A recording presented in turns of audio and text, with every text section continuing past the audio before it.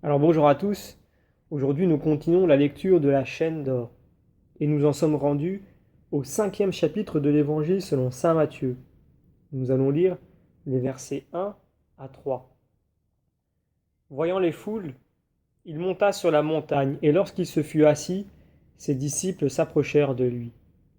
Alors, prenant la parole, il se mit à les enseigner en disant: Heureux les pauvres en esprit, car le royaume des cieux est à eux.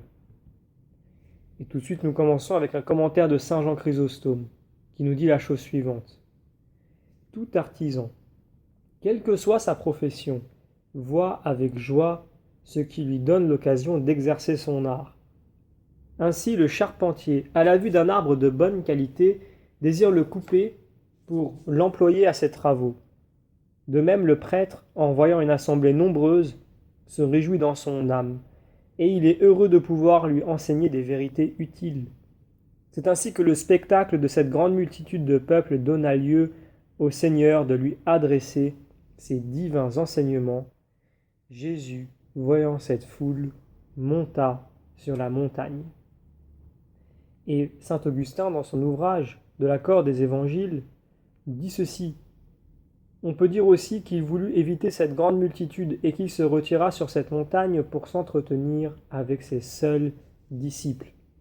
Et à ce sujet, saint Jean Chrysostome, dans sa 5e homélie sur l'Évangile selon saint Matthieu, nous dit: Il s'assoit, non au milieu des villes et des places publiques, mais sur une montagne et dans la solitude, et il nous apprend ainsi à ne rien faire par ostentation, et à fuir les réunions tumultueuses, surtout lorsque nous devons traiter de choses d'une haute importance.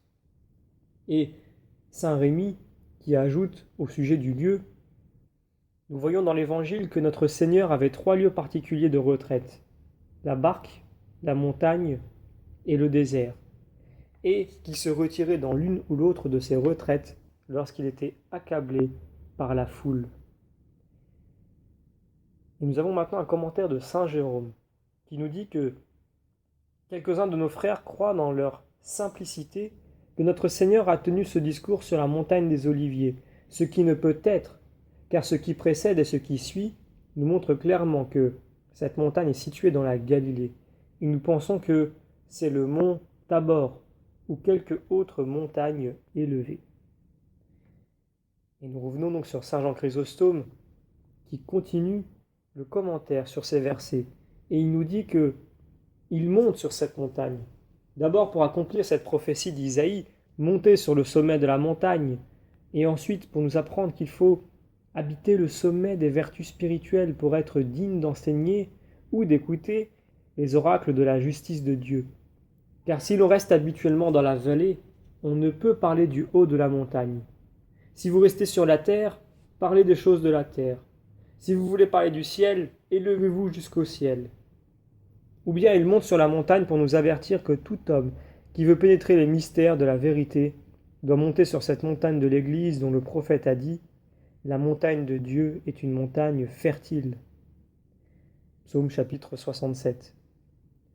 Et saint Hilaire de nous donner une autre interprétation en nous disant: Ou bien encore il monte sur la montagne parce que c'est des hauteurs de la majesté qu'il occupe avec son Père qui nous impose les célestes enseignements de la vie chrétienne. Et saint Augustin de nous donner aussi une autre interprétation dans son 7e sermon sur la montagne, au livre 1, chapitre 1. Ou bien enfin, il monte sur la montagne pour nous faire comprendre que les commandements que Dieu avait donnés par les prophètes au peuple juif, peuple qu'il fallait retenir par la crainte, étaient moins parfaits que les lois qu'il allait donner par son Fils à un peuple qu'il voulait affranchir par l'amour.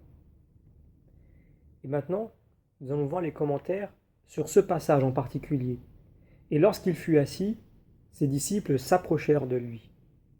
Le premier à commenter est saint Jérôme, et il nous dit que il parle assis et non debout, parce qu'ils étaient incapables de le comprendre dans l'éclat de sa majesté.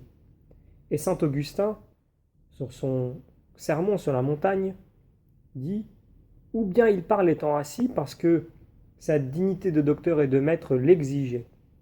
Ses disciples s'approchèrent de lui, c'est ainsi que ceux dont le cœur était plus près de l'accomplissement de ses préceptes se trouvait aussi plus rapproché corporellement de sa personne. Et le théologien Raban de nous donner une interprétation mystique en nous disant que le Seigneur assis est la figure de son incarnation, car il ne s'était pas incarné. S'il ne s'était pas incarné, le genre humain n'aurait pu approcher de lui. Saint Augustin, dans son ouvrage de l'accord des évangiles, nous dit que il paraît surprenant que saint Matthieu prête ce discours au Sauveur assis sur la montagne, tandis que saint Luc, au chapitre 7, le lui fait tenir lorsqu'il était debout dans la plaine. Cette diversité dans leur récit est une preuve qu'il s'agit de deux discours différents. Car qui s'oppose à ce que notre Seigneur ait répété ici, ce qu'il avait dit précédemment, et qu'il fasse de nouveau des actions qu'il avait déjà faites auparavant? On peut dire encore que le Sauveur était sur le point le plus élevé de la montagne avec ses seuls disciples, quand il choisit parmi eux ses 12 apôtres. Il descendit ensuite avec eux, non de la montagne, mais de cette hauteur, dans une espèce de plaine, c'est-à-dire un plateau situé sur le flanc de la montagne, et qui pouvait contenir un grand nombre de personnes. Il attendit dans ce lieu que la multitude se fût rassemblée autour de lui.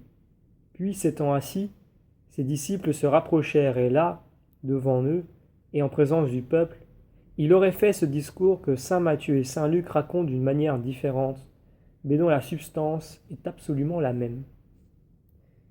Saint Grégoire, à son tour, nous dit que, avant que le Sauveur formule sur la montagne ces sublimes et admirables préceptes, l'évangéliste les fait précéder de ces paroles.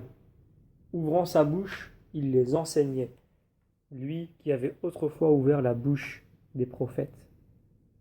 Et saint Rémy de compléter sur ce thème, toutes les fois qu'il est dit que le Seigneur ouvrit la bouche, il faut nous rendre attentifs, car ce préambule annonce de grandes choses. Et saint Augustin d'ajouter, ou bien peut-être ces mots, ouvrant la bouche, nous avertissent que le discours qui va suivre sera plus long que d'habitude. Et, pour terminer, saint Jean Chrysostome, ou enfin ces paroles nous apprennent que le Seigneur enseignait tantôt en ouvrant la bouche, tantôt en faisant entendre la voix non moins instructive de ses œuvres. Nous avons maintenant un triple commentaire de saint Augustin. Le premier, où il dit que si on veut étudier ce discours dans un esprit de religion et de prudence, on y trouvera la règle parfaite de la vie chrétienne pour la direction des mœurs. Aussi notre Seigneur le conclut en disant « Tout homme qui écoute les paroles que je viens de dire et les met en pratique sera comparé à un homme sage. » Ensuite, nous retrouvons un autre commentaire de saint Augustin, cette fois-ci dans l'ouvrage de la Cité de Dieu, au chapitre 19, où il dit « La philosophie ne peut avoir d'autre raison d'être que la fin du bien lui-même. Or, la fin du bien, c'est de nous rendre heureux. Et c'est pour cela que Jésus-Christ commence son discours par la promesse de la béatitude. Bienheureux les pauvres d'esprit. Et ailleurs, saint Augustin nous dit la présomption d'esprit est un signe d'orgueil et d'arrogance. Or, on dit souvent des orgueilleux qu'ils ont un esprit étendu.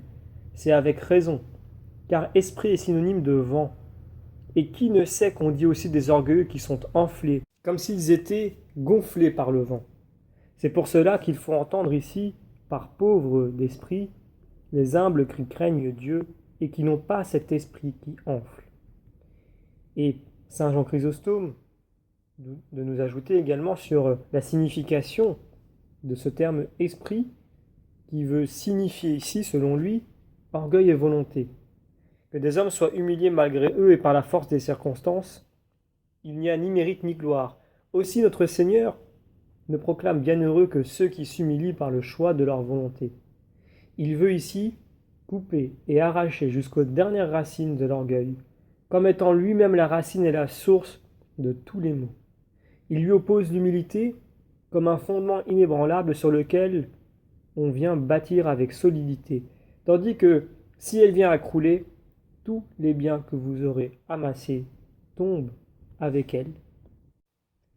Et de nouveau un commentaire de saint Jean Chrysostome qui nous dit que notre Seigneur dit ouvertement « Bienheureux les pauvres d'esprit » et il désigne par là les âmes humbles qui demandent toujours à Dieu l'aumône de sa grâce. Aussi, On lit dans le grec « Bienheureux les mendiants ou les nécessiteux ».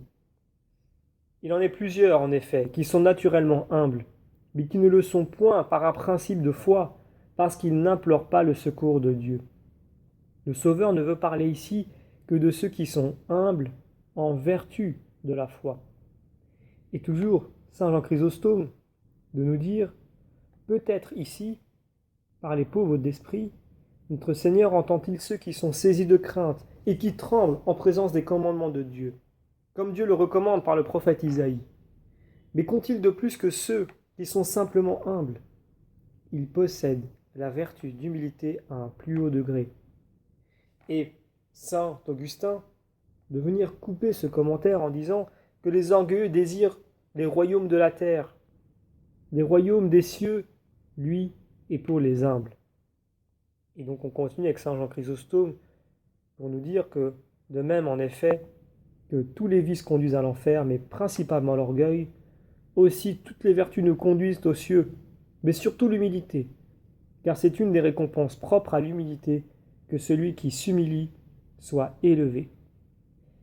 Et saint Jérôme de nous dire, ou bien encore les pauvres d'esprit sont ceux qui, par l'inspiration de l'Esprit Saint, embrassent la pauvreté volontaire.